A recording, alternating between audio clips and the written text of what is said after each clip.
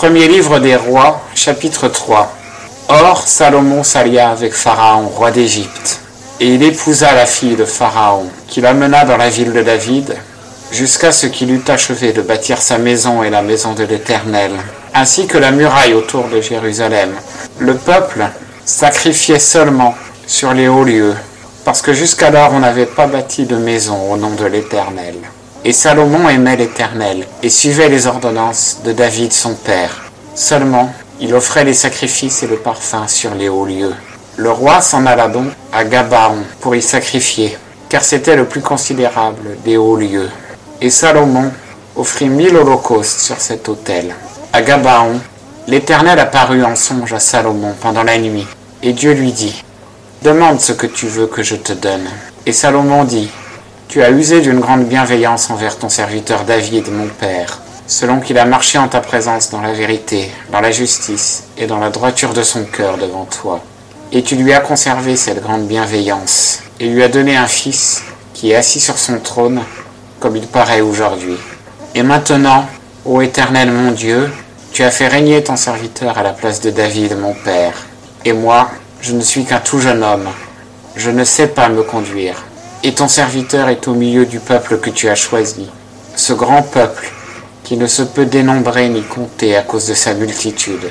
Donne donc à ton serviteur un cœur intelligent pour juger ton peuple et pour discerner entre le bien et le mal. Car qui pourrait juger ton peuple, ce peuple si nombreux?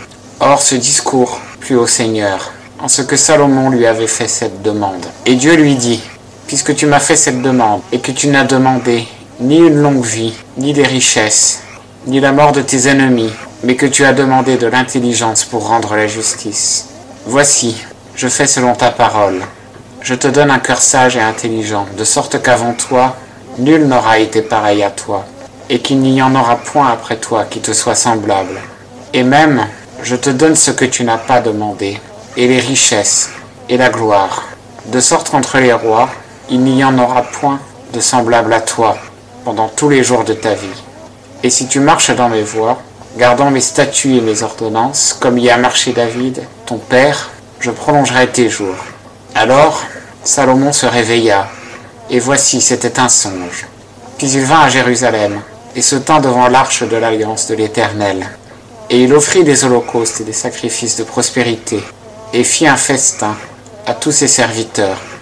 Alors 2 femmes de mauvaise vie vinrent vers le roi, et se présentèrent devant lui. Et l'une de ces femmes dit, « Ah, mon Seigneur, nous demeurions, cette femme et moi, dans le même logis, et je suis accouchée près d'elle dans cette maison-là.